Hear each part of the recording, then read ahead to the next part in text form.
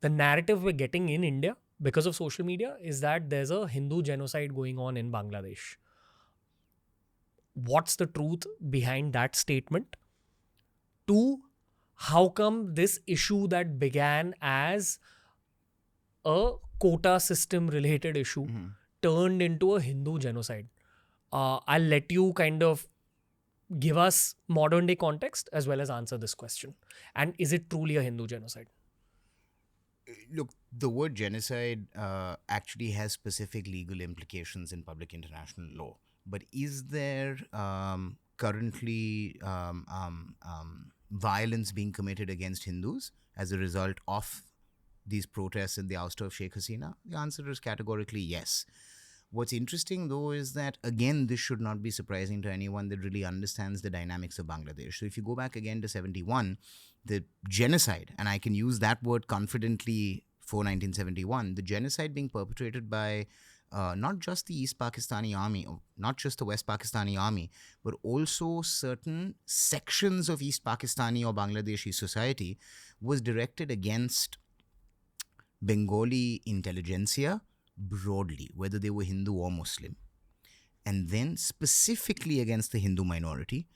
The aim was to try to decapitate the leadership class in Bengali society or in East Pakistani or Bangladeshi society.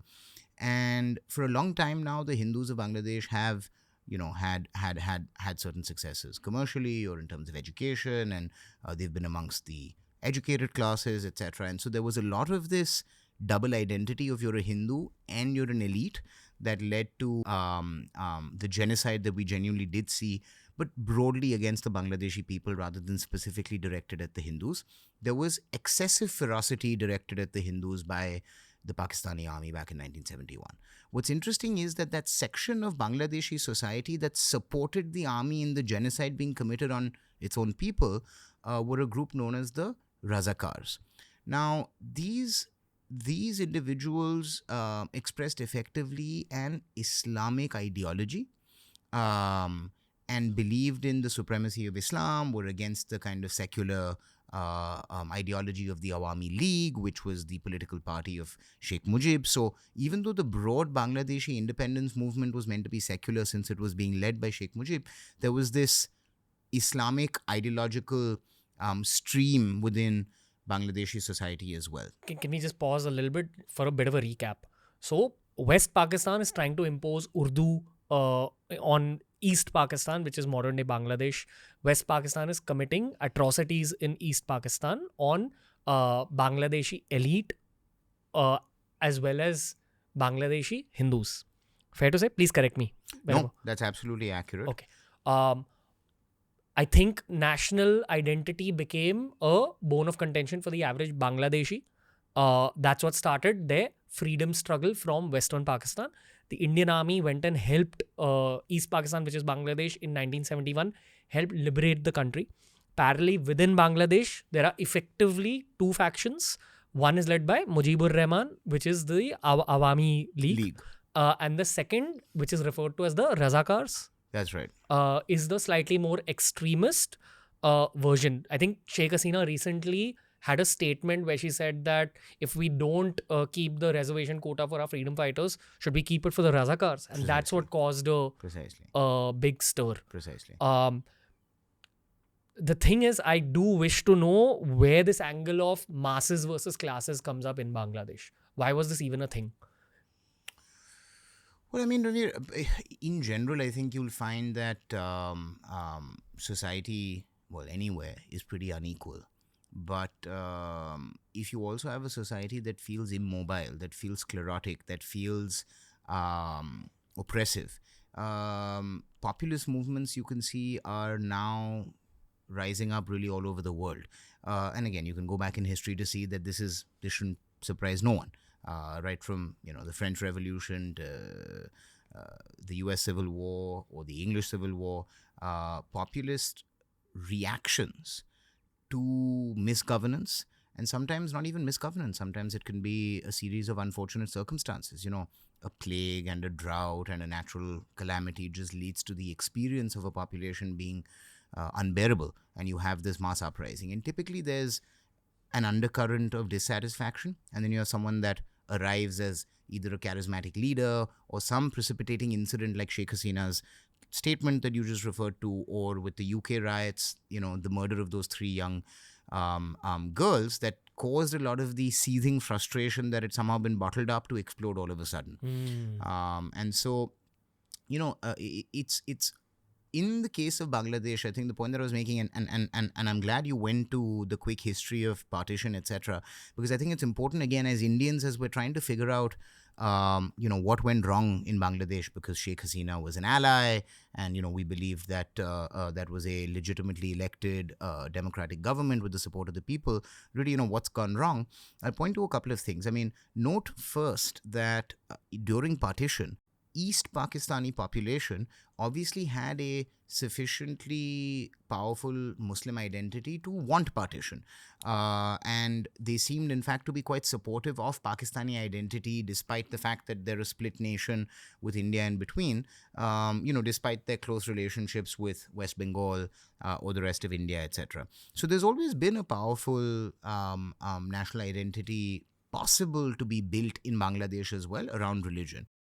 It was only truly oppressive policies from the West Pakistanis from 1947 till the 1960s and leading up to 70-71 that kind of forces the hand of the East Pakistanis or the Bangladeshis to recognize that, look, not only was partition important perhaps from a religious identity perspective, but we now need to seek our own independence, our own autonomy from a ethno-racial perspective, because the West Pakistani Punjabi elite effectively views us as second-class citizens within our own country.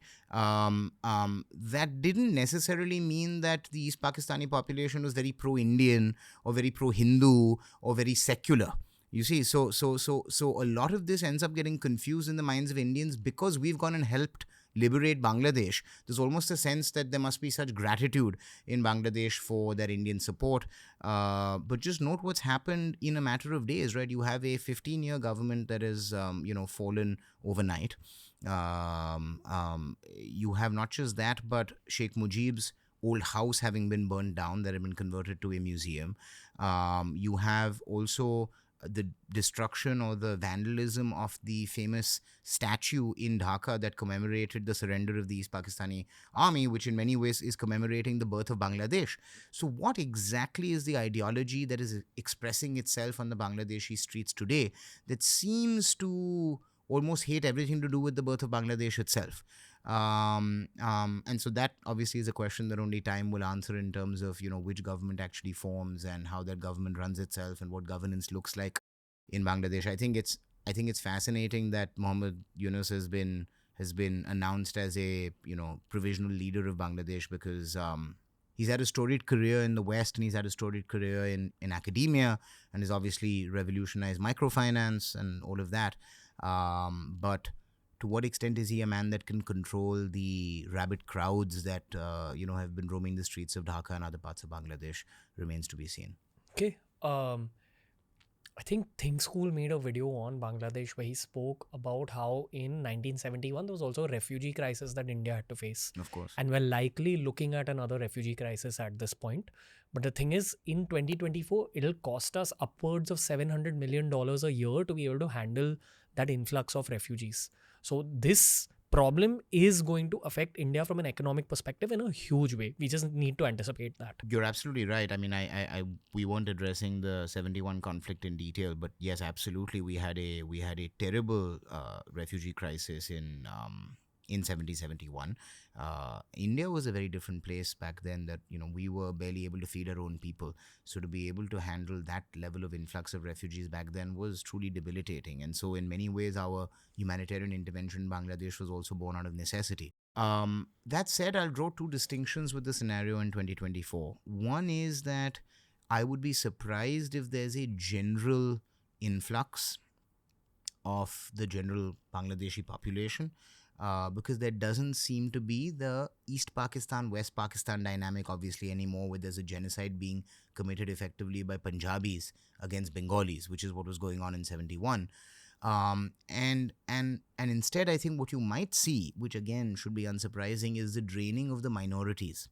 from Bangladesh, right? I mean, so again, if you look at the statistics on minorities in Pakistan in 1947 versus today, you see it's a pretty steady, one would say even rapid decline in the percentage of the population that is minority. And I think you've seen a similar thing already happen in Bangladesh over the last 20 or 30 years. And you see that accelerate dramatically. And needless to say, those minorities will seek shelter in India. And so, to the limited extent of the minorities, I think that yes, we should expect some influx, which I think, this is the right moment for me to now mention the CAA, which was a very, very controversial act, the Citizenship Amendment Act, which, I think ended up being viewed as some sort of, Hindutvavadi, almost a form of religious discrimination. But I think that that's a misreading of the act. And what's happening in Bangladesh right now is a great live example of how much foresight there was actually in establishing that. Look, what does CAA do, Ranveer? I mean, fundamentally, if you read the text, it's very simple. Firstly, it doesn't address Indian citizens at all, which I think is an important clarification that I would love for your audience to understand, to the extent that they haven't, I'm sure people will be aware of the controversy to do with CA and NRC, etc. It doesn't address Indian citizens. So any question of there being any kind of discrimination against Indian Muslims is out, because it just, doesn't apply to us, as it were. It's an act that applies to religious minorities in South Asia. So it's India taking on a little bit of that, Big brother. Exactly. And saying, look, we know what's happening in Afghanistan. We know what's happening in Pakistan. We know what might happen in Bangladesh. We know to a certain extent through Maoist takeover what might happen to the Hindu kingdom of Nepal as well. And, in fact, the example of the Chinese in Tibet.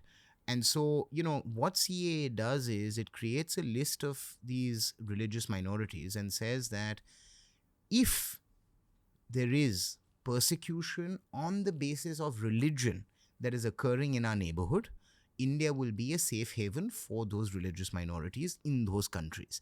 And so now, given that, Islam is not a religious minority in Afghanistan, Pakistan, or Bangladesh, of course, Muslims, would find it difficult to claim persecution on the basis of religion. And so, to that extent, people critique the CAA to say, oh, look, it's excluding Muslims. But there's it's not that the law wants to exclude Muslims. It's trying to protect the religious minorities in our neighborhood. And so, in this particular situation, I would be very surprised if we don't see a process by which the Indian government negotiates with this new Bangladeshi government to say, provide safe passage of some kind to the Hindu minority that want to make the move to India. And now we have a really powerful legal framework available domestically to handle those people and their affairs. In the absence of the Citizenship Amendment Act, those people would effectively have no path to ever becoming citizens of India.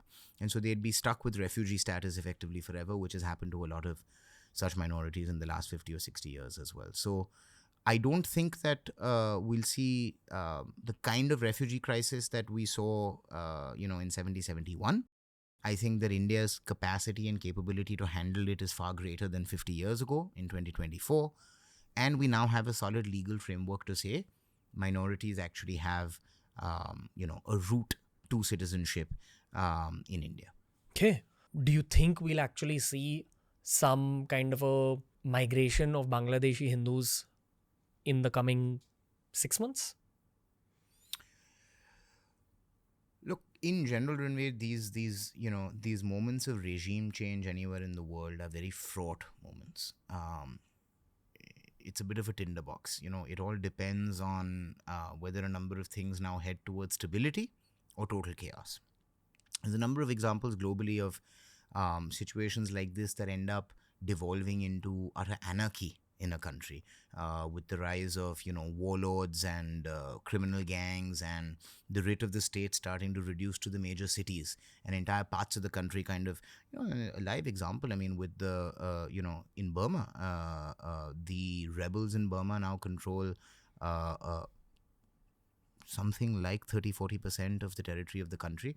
And so that's a really, really bad outcome, right? Where you have another highly unstable nation on our other side. We already have one very unstable neighbor in Pakistan.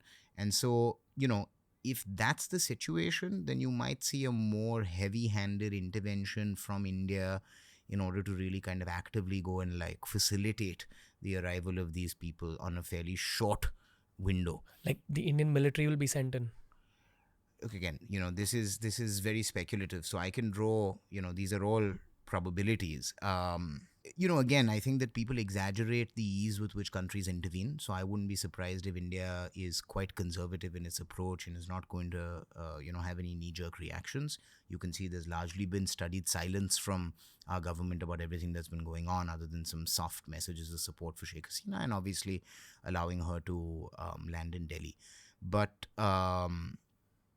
as I say, so let's start with a spectrum of good and bad in terms of outcomes for Bangladesh itself, and then basis that kind of build into what might happen with the Hindus in Bangladesh. So, if the violence that we've seen, if the attacks on minorities that we've seen, if the kind of blackmail of major institutional figures like the chief of the Supreme Court or the chief of the police, if that stuff dies down, if the army doesn't end up proving to be political, which it has, by the way, in Bangladesh as well in the past, and if this so-called students movement ends up actually handing over the reins of power to a technocratic government led by an economist, which seems to be a possibility, and if that technocracy is able to effectively bring a limited but important set of reforms to really respond to the critique of the Sheikh Hasina government,